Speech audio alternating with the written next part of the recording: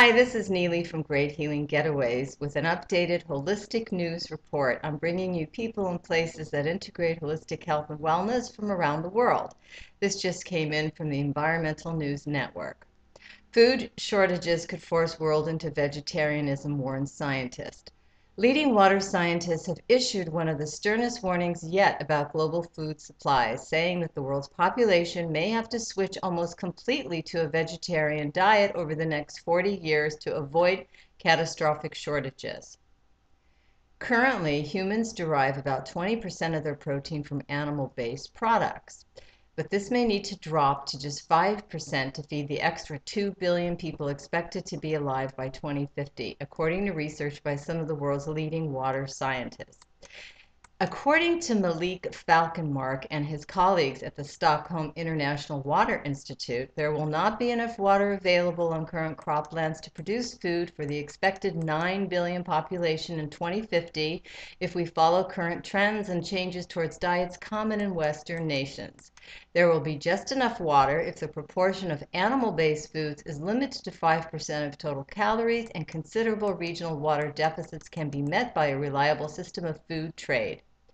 Dire warnings of water scarcity limiting food production come as Oxfam and the UN prepare for a possible second global food crisis in 5 years. This means that prices for staples such as corn and wheat have risen nearly 50% on international markets since June, triggered by severe droughts in the US and Russia and weak monsoon rains in Asia. Why not just produce more food? 900 million people already go hungry and 2 billion people are malnourished in spite of the fact that per capita food production continues to increase, the report said. With 70% of all available water being in agriculture, growing more food to feed an additional 2 billion people by 2050 will place greater pressure on available water and land. So, vegetarianism, the scientists say, is one option to combat the water shortage. A move towards vegetarian diets could help free up large portions of land to human food production, says Orrin Jones, who wrote on bigthink.com. You can check them out there, bigthink.com. A third of current farmland is used to grow crops that feed animals. Additionally, animal protein-rich food consumes 5 to 10 times more water than a vegetarian diet. The report was released for the start of Water Week and the annual World Water Conference in Stockholm. And while the forecast may sound dire, the world's water situation is already grave. According to the World Water Council, 1.1 billion people now live without clean drinking water.